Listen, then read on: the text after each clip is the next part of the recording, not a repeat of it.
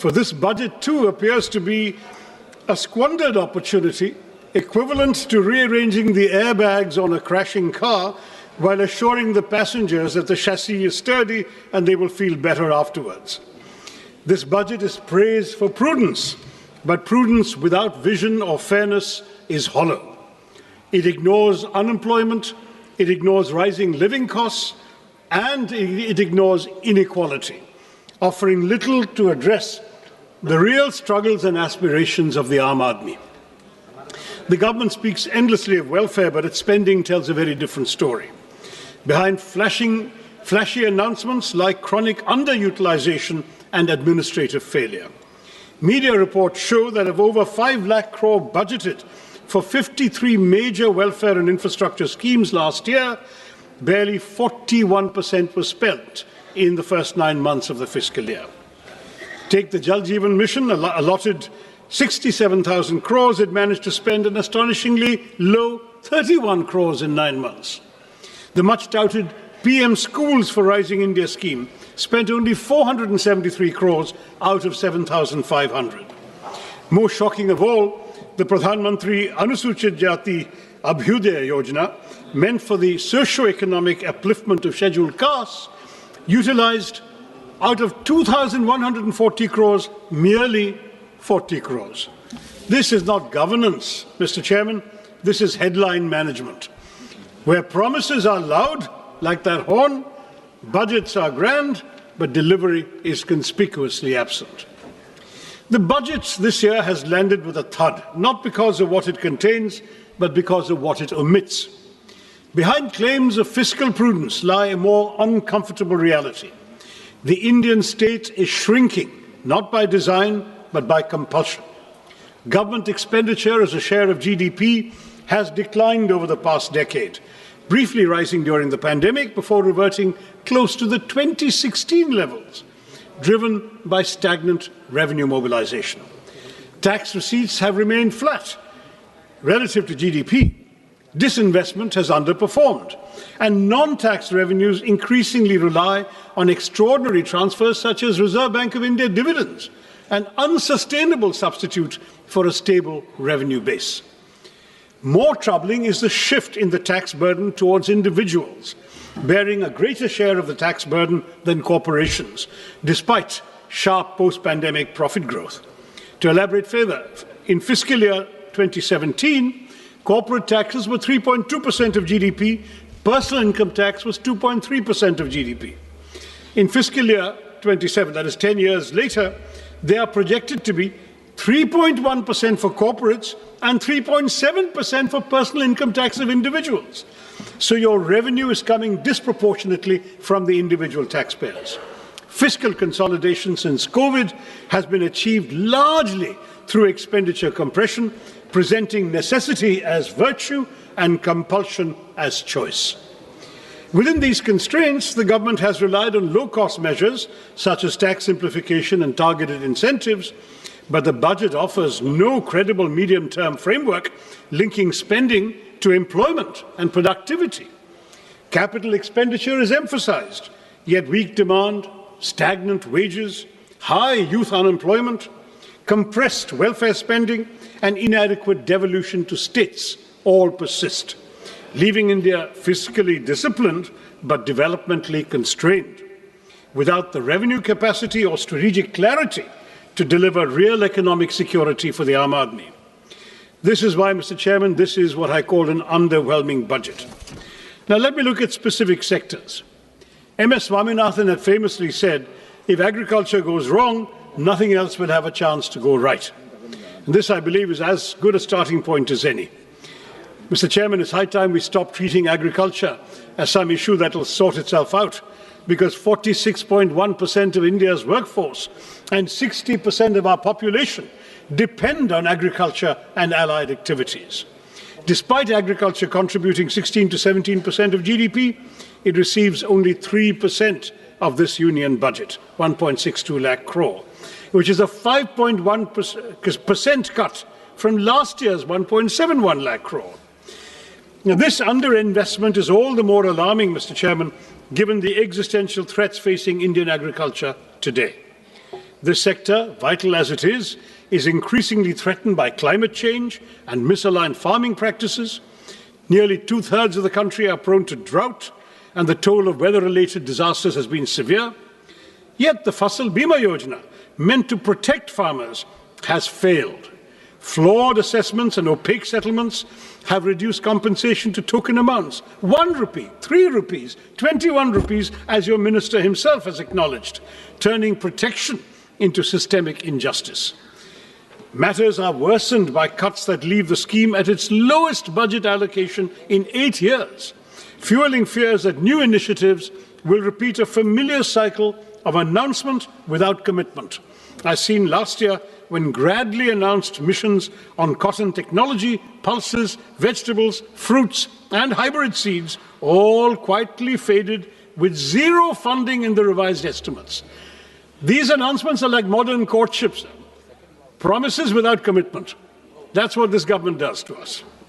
At a time when farm distress is deepening, the budget silence on revising the PM Kisan Nidhi disbursement speaks louder than any promise made elsewhere.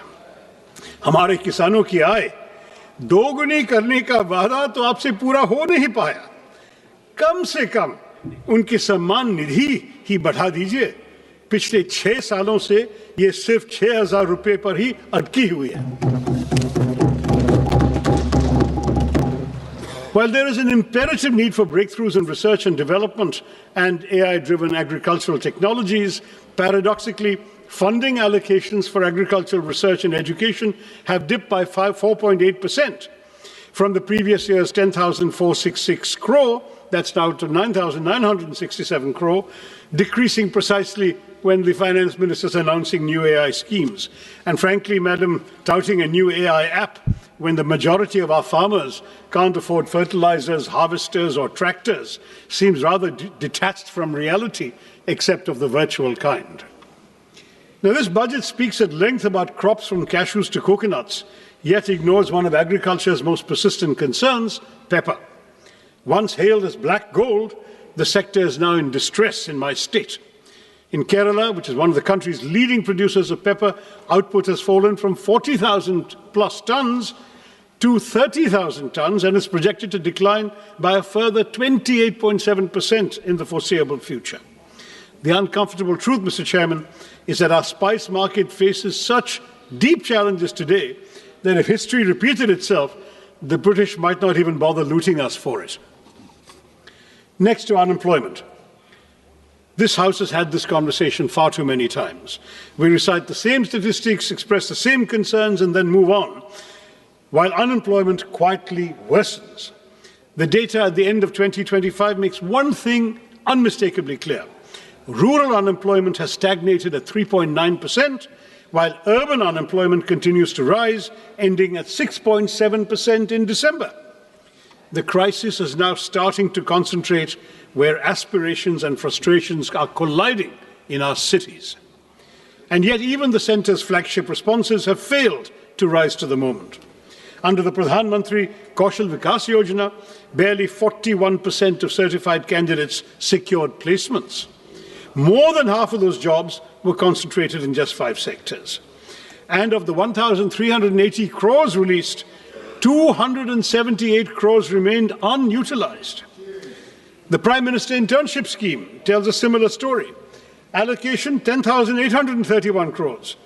Ministry spends 526 crores in the first 9 months. This pattern is recurrent, sir. In fiscal year 25, allocations were cut after large unspent balances, with actual spending at just 680 crores. So much for creating employment when we can't even spend the money allocated for the job of creating employment.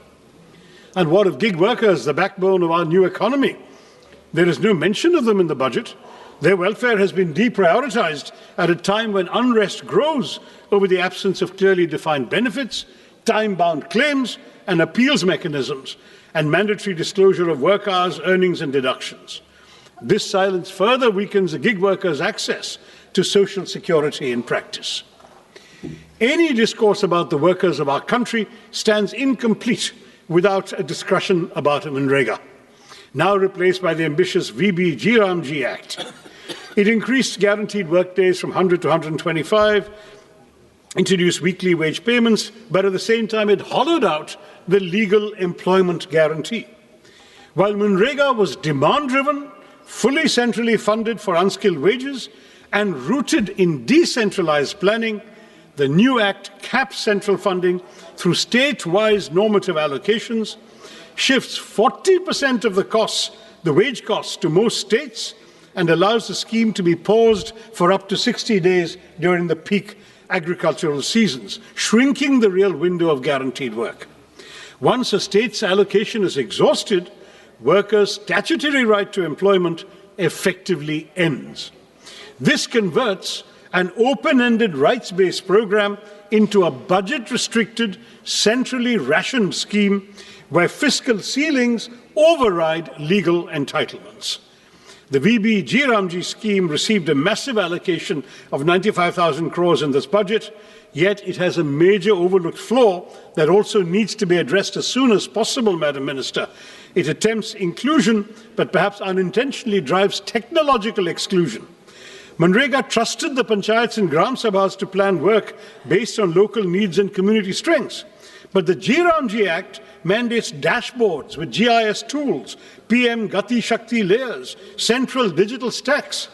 Local priorities are filtered through a Viksit Bharat National Rural Infrastructure Stack, making biometrics, geotagging, dashboards, and AI audits statutory requirements. Thus, for millions of tech workers, rural workers, one tech failure will mean exclusion without appeal and work without skill considerations.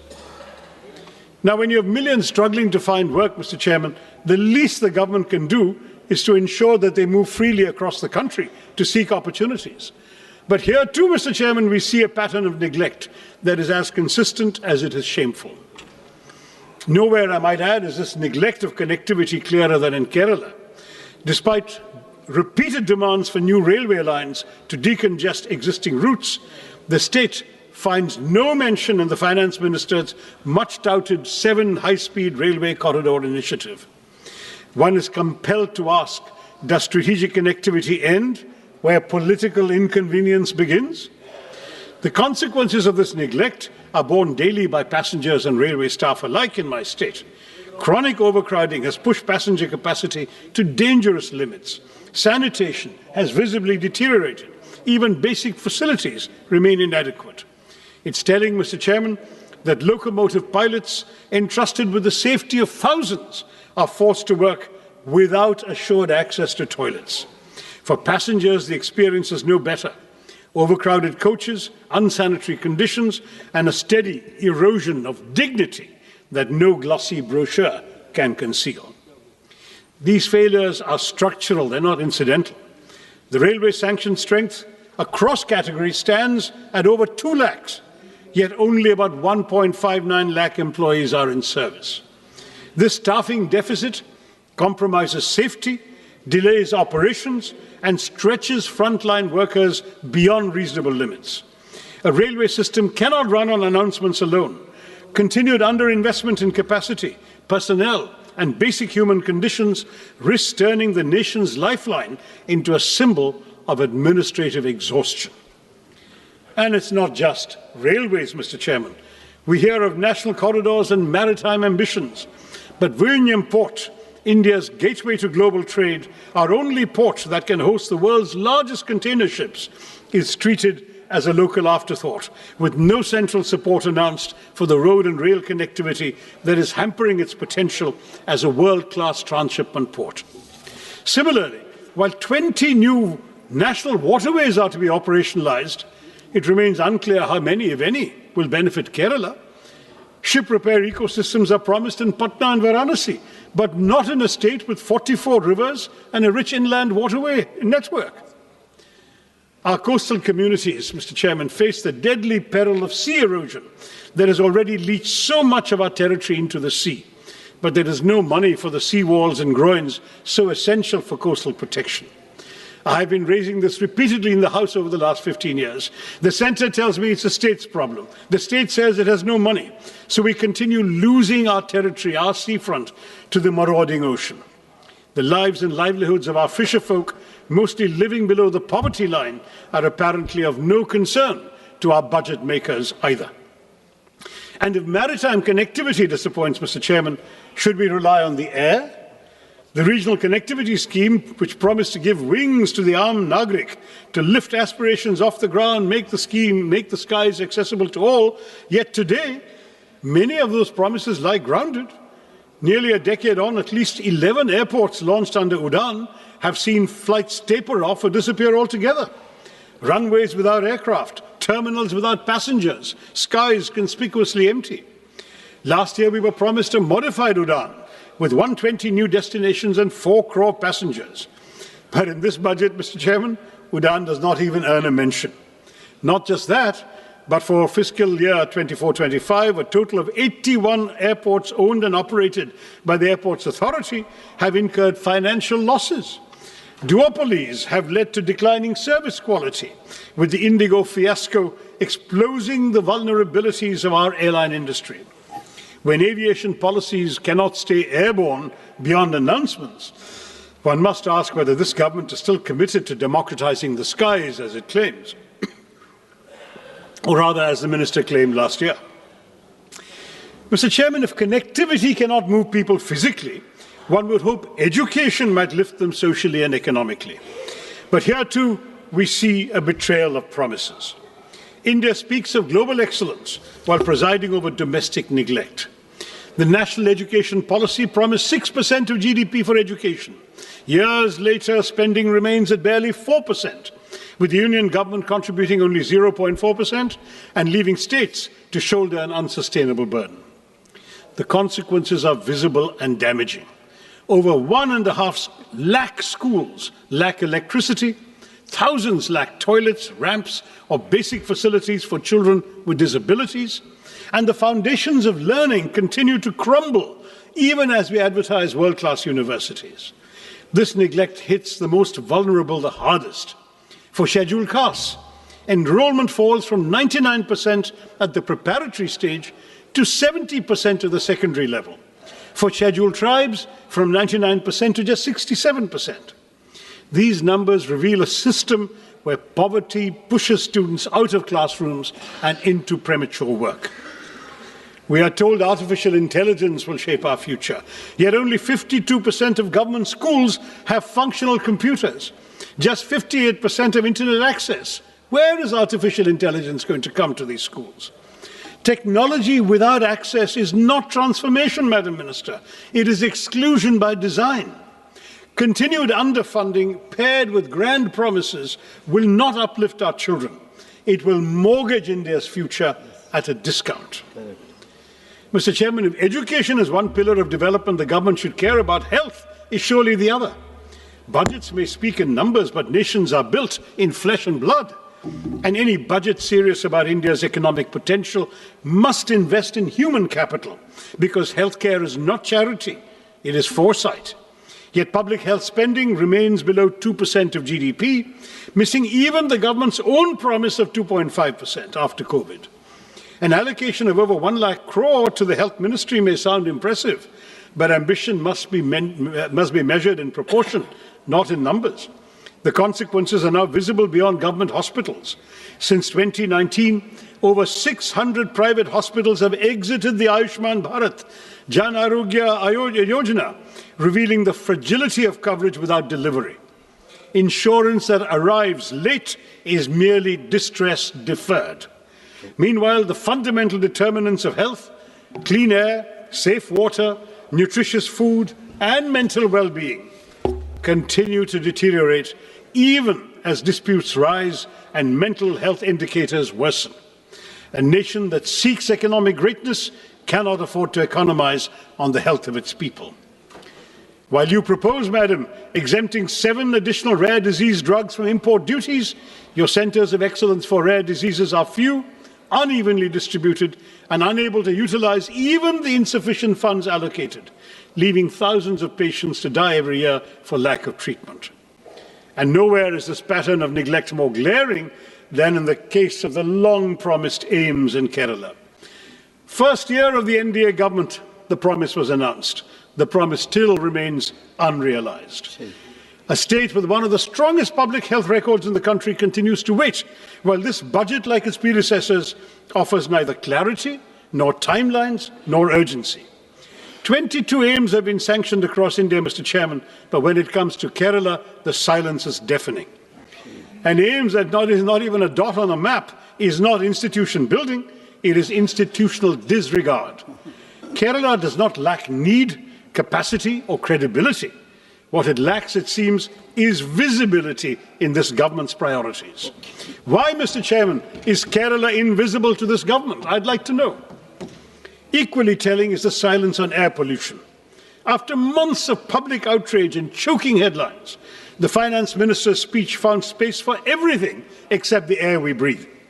The National Clean Air Programme still runs on 2009 standards, weaker than the WHO's PM 2.5 norms, even as pollution control funding has been cut from 1,300 crores to 1,091 crores this year. A budget that saves on rupees but ignores the air its citizens breathe reduces development to bad arithmetic, not good progress. Mr. Chairman, the announcement of 3 new National Institutes of Pharmaceutical Education and Research, or NIPA, raises a troubling question of balance and intent once again. I'm sorry to return to my state, but Kerala, despite one of the country's strongest public health ecosystems and a proven record in healthcare delivery, once again went unaddressed. Even as NIPAs are concentrated and clustered in northern and eastern India, and a single institute in Hyderabad is expected to serve the entire south. This imbalance is not new. I flagged it 2 years ago when I was chairman of the Standing Committee on Chemicals and Fertilizers. At a time when over 60% of India's 8,500 MSME drug units lack support to adopt even good manufacturing practices, such skewed institutional allocation risks shrinking rather than strengthening our manufacturing base. It also does little to reduce our dependence on China for nearly 2/3 of key active pharmaceutical ingredients, or to correct India's anemic R&D investment of just 0.64% of GDP, with even large pharma firms spending under 1% of net sales on their research. The result is predictable: limited innovation, continued reliance on low-cost biosimilars, and life-saving biologics priced far beyond the reach of most Indians, where public health spending remains so much below the GDP target of 2.5%. Without correcting regional imbalance and backing institutions with serious R&D support, this NIPA initiative risks sounding visionary while delivering exclusion. Now, all of these shortcomings in the sectors I've surveyed, in infrastructure, education, healthcare, might have been bearable if at least the economic burden were distributed equitably. But as per the UNDP Inequality Adjusted Human Development Index, India ranks the lowest of all BRICS countries at 130. The silent shock absorbers of this economy are the middle class. They are now cracking under the strain. The symbols of success we see today, smartphones, cars, lifestyle assets, are only sustained by EMIs, Mr. Chairman, for the middle class, leaving the Aam Aadmi little room for health insurance, for savings, or medical emergencies. Credit cards are once a luxury or a convenience. They've now become a lifeline. Defaults rose 28% last year to 6,742 crore rupees, not because Indian households are reckless, but because they're running out of room to breathe. With 2.9 lakh crore rupees in outstanding dues and 10.5 crore cards in circulation, borrowing has become the price of staying afloat. Even as households struggle, the tax burden has quietly shifted onto them. Personal income tax now contributes over half of all direct taxes, while the corporate share declines, as I mentioned earlier. And while last year's budget at least acknowledged middle-class housing stress through the Swami Fund, this budget offers only silence. Inflation may look subdued on paper, but for citizens, the cost of living has merely been shifted. When the state fails to provide clean air, safe water, and uncontaminated food, households are forced to buy privately what should be public goods: air purifiers, water filters, basic safeguards. This burden is unequal, Mr. Chairman. The privileged can protect themselves, while the poor remain exposed. A nation cannot grow by exhausting the very people who sustain it. The Aam Aadmi who are financing this government are being sent deeply troubling signals on taxation. A one-time concession allowing special economic zone manufacturing units to sell domestically at reduced duties is little more than tokenism when the SEZ ecosystem itself is collapsing, with hundreds of zones shut and employment in free fall. More disturbing still is the withdrawal of income tax exemption on disability pensions for defence personnel. This move weakens social protection for disabled veterans who have risked their lives for our country and draws an indefensible line between service-related disabilities and abdication of the state's moral duty to those who have made such sacrifices for the nation. Now, I'd like to acknowledge that amid this disaster and disorder, there has been some measure of fiscal discipline. The fiscal deficit has edged down from 4.5% to 4.4%. Minister speaks of a further reduction to 4.3%, and that sounds reassuring on paper. But I've been in this House long enough, Mr. Chairman, to remember when her predecessor, the late Arun Jaitley, as Finance Minister, set a target of 3.5%. We're nowhere near that benchmark today, yet we seem eager to applaud for settling at a much higher number. Perspective matters, sir, and without it, these figures lose their meaning, especially when they fail the only test that truly counts, whether the Aam Aadmi has more money in his pocket, whether he has wages that keep pace with prices, whether he or she has a life that is becoming easier. Fiscal prudence cannot be celebrated in isolation when household budgets remain under strain and economic security is elusive for millions. In this budget, the Union government has once again doubled down on an infrastructure-led growth strategy, raising capital expenditure to 12.2 lakh crores on the assumption that public capex will crowd in private investment and generate jobs. But this promise has yet to materialize. In fact, it hasn't materialized at all during this government's tenure. Private investment has throughout remained sluggish. Labor-intensive sectors are crowded out by capital-heavy projects. Welfare spending has been compressed, and key subsidies and social sector allocations fall short of stated goals. The burden has increasingly been pushed onto the states without adequate devolution of tax revenue. Meanwhile, unemployment, particularly amongst educated youth, remains distressingly high, and capacity utilization continues to remain below levels that would trigger a genuine private investment cycle. In this context, the capex-centric approach appears less like a strategy for inclusive growth and more like a gamble that ignores weak demand, joblessness, and the lived economic distress of the ordinary citizen. Mr. Chairman, no nation can develop on slogans or headlines alone. India's investment in research and development remains stuck at 0.6% of GDP, not only below advanced economies, but even below several emerging ones. China invests about 2.4%, Brazil even over 1%, the US 3.5%, South Korea 5% of GDP. A country that aspires to be a manufacturing and knowledge powerhouse cannot afford to treat research and development as an afterthought. I would urge the Minister to elevate R&D as a national priority. Now, on urban cities, on our cities, it should be pointed out that the hesitancy in innovation is reflected in the Smart Cities mission, which has become a reminder of unfulfilled promises. A decade after Smart Cities was announced, deadlines have been repeatedly extended from June 23 to December 25, no real change on the ground. Claims of 96% completion certainly ring hollow for somebody from Thiruvananthapuram or Warangal or Silvassa or Port Blair, because they're all incomplete. Large parts of the northeast continue to lag, leaving even the Parliamentary Standing Committee unconvinced. Instead of transforming urban life, the mission has largely polished a few elite enclaves, while basic services for millions remain untouched.